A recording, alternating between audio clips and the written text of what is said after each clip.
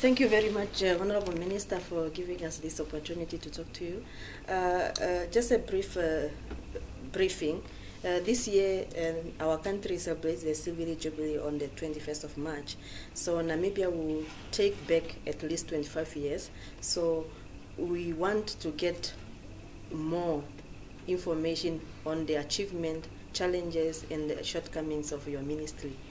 Can you, to start with, maybe you can just tell us the notable achievement the ministry has made so far after 25 years of independence?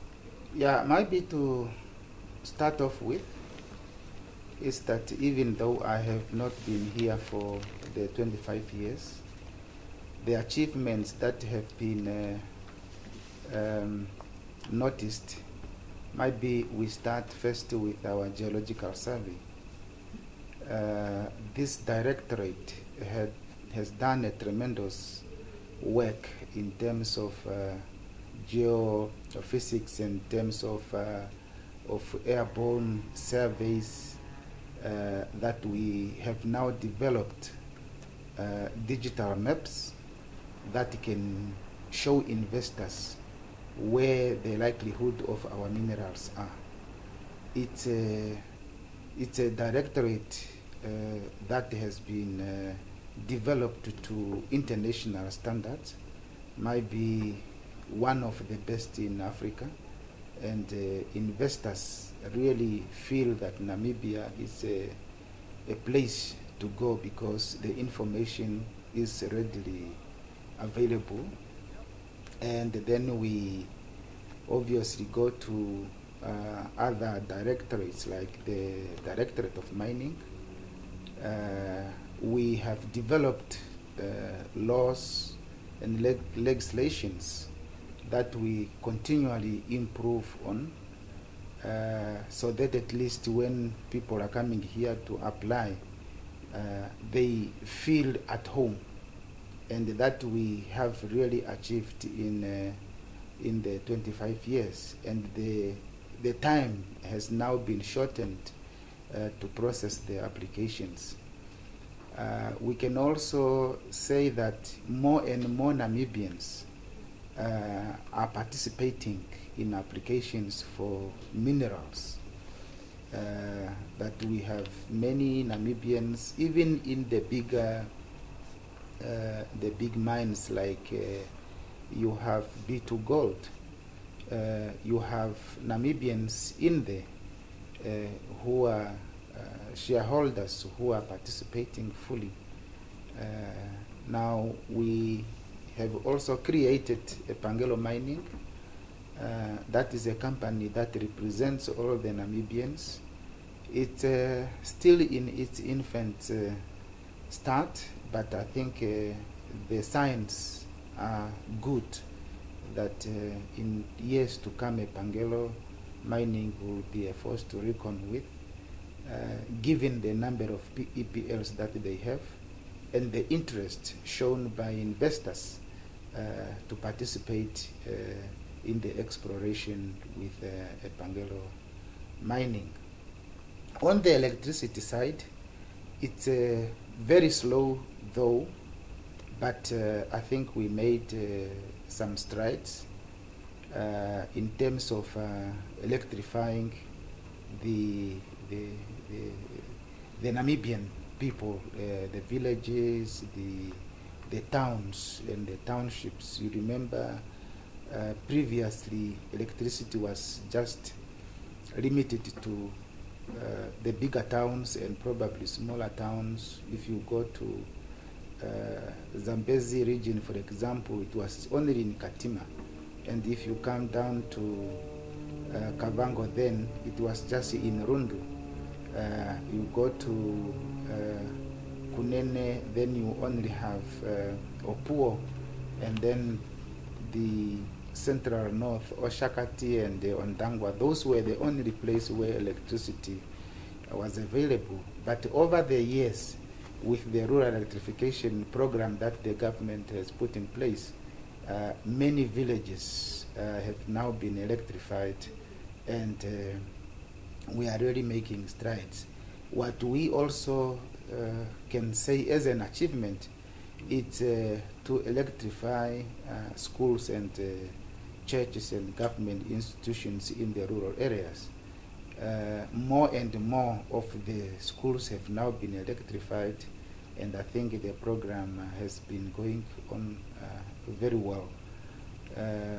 On the diamond side, yes, we are struggling, but I think that we have now gotten the technology to mine diamond from the seabed, the marine. I think this is a tremendous achievement for Namibia over the years. And with our 50-50 shareholding with NAMPA, I think this is a sector that is doing very well. You talk of the development of mines. I think it's going on very well. And new mines that are coming up, I think is an indication that over the years, we have been doing very well. And to this effect, I think it's also a marvelous achievement that Namibia, as of last year, has been rated as #1 in Africa as an investment destination in mining. And this is really the efforts that we put in marketing ourselves over the years. We have been maybe 3 or 2 after Botswana, but now this year we are #1. And this is the record that I think we need to keep, because we cannot go to 0 or elsewhere. Otherwise, we must maintain this, or unless we go down. And this is really a very big achievement for us. Now, coming to the, or maybe I must also say training, for example, in the fields of engineering, the fields of geology. I think our university did a very good job, thanks to the founding president, who has been advocating for all these skills. And I think the young people got the message, and now we have a surplus of geologists that we cannot really accommodate, either in the ministries or in the mining sectors. So we have a pool of young engineers and geologists that we can be proud of after 25 years. That is another big achievement, because when you have the people, that means your economy is on a right footing, and it can actually grow. It's better to have a surplus than to have a shortage, because with this surplus, with these people who, even if they are geologists and they cannot find work, they can still do some other related work instead of not having anything at all. And that is one area. Maybe what I would want to inform the youngsters is that I think they need to study further, and also they need to be exposed, not to come to the ministry and work here first. I think the ministry must be, because it's a regulator, somebody must go to the field first and then come back to the ministry. Then they know the industry that they are regulating. And because they are professionals, they need to practice their professions in the field. Then coming now to the challenges, I think we have some challenges in the mining sector. If I start with that, it's the issue of the commodities, because they are fluctuating prices. We depend on the world market, and you have seen the price of uranium went down, the price of copper also went down, and many other commodities. Even diamond the other time, it went down, but now it has picked up. So those are the the challenges. And then also the industrial strikes that we have been experiencing, I think is something that over the years maybe we did not really work very hard to make sure that we avoid these labor strikes. The labor relations in some mines are not so good, but tremendously you can also find good labor relationship if you talk of mines like Scorpion Zinc, Okorusu Fluorspar, which is now closed. I think you could see that there are also other good relationships in some mines, but when you go to other mines, NAMDEP for example, I think the union and the management, they seem not to want to be seen eye to eye. So those are some of the problems that we are experiencing. And then coming to electricity, for example, you want to electrify the country, but then the distances are just so big that with the little money that you have, you cannot do much. The line will take all the money before it reaches the people that needs to be electrified. That's why you see, and people are complaining of lines just cross-cutting the forests, because we are trying to reach the people there. And the big challenge also there, apart from the money that has been said to be not enough, I think that's just a myth. Now, when I came to the ministry, I pleaded for more money, but then we have a problem with the technicians. Our country, when it comes to electricity, I think we have a big shortage. We have many electricians that can put a bulb in, that can wire, but then when to build the line, because those are special skills and can only be done by certain people, there I think we need more people to go and study and become engineers really that can build the lines. And that's why the companies that we have, we are just recycling.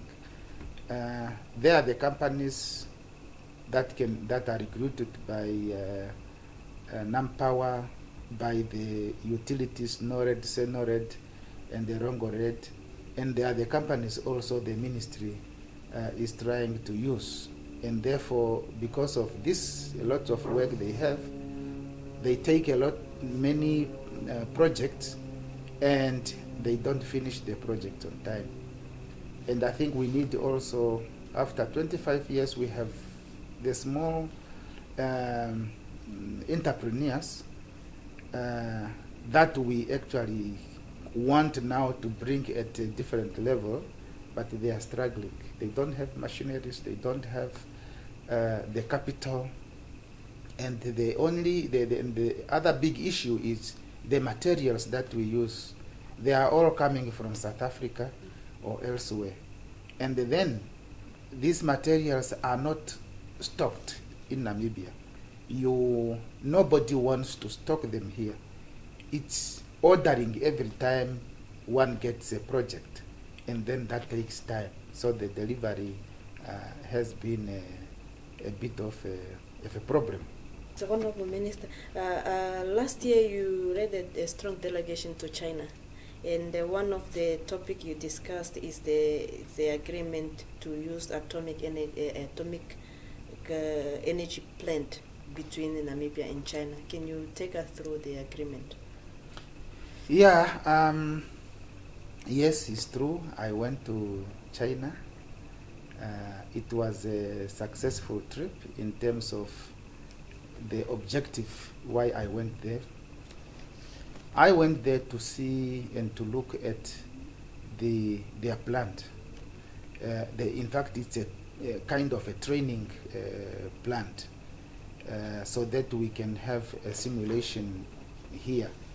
But unfortunately, when we went there, we realized that you cannot make a simulation plant here when you have not taken a decision as to which type of nuclear plant you are going to have, because it must be exactly like the one that you are going to build. And for us, having not taken that decision yet, I think there is a lot that we need to do. And the company promised that they will give us some information about different types of plants, but up to now they have not come back to us, and this is what I will probably hand over to my successor to make follow-up on that. What I can just say is just that this morning I signed off the nuclear cycle policy. That means I have completed that. Now the policy is in place. Anything now can take place within that policy. Can you explain to us what is that policy entails? The nuclear cycle policy is a document, a policy that guides how to use uranium, starting from mining, and then enrichment, and then conversion, and then convert it into electricity, etc., etc. So it's an encompassing nuclear policy for everything. Even if you don't start implementing all of it at the same time, you can actually take the components out of it, because there are also some other techniques that we cannot do here in Namibia. We have to take it somewhere else, because it's a technique that is so delicate that not every country does it, but together with other countries like France, Japan, United States of America, all these techniques are there, and it's even cheaper to go and send your materials there, and then you just come and make electricity. We are not really going, I'm not saying we have decided to do a nuclear plant, but that is just to prepare ourselves for the future in case we want to do that. And obviously, having a lot of uranium, why can we not have it? Yeah, so that's basically it. And I cannot say much about it until we get the feedback from our colleagues as they promised.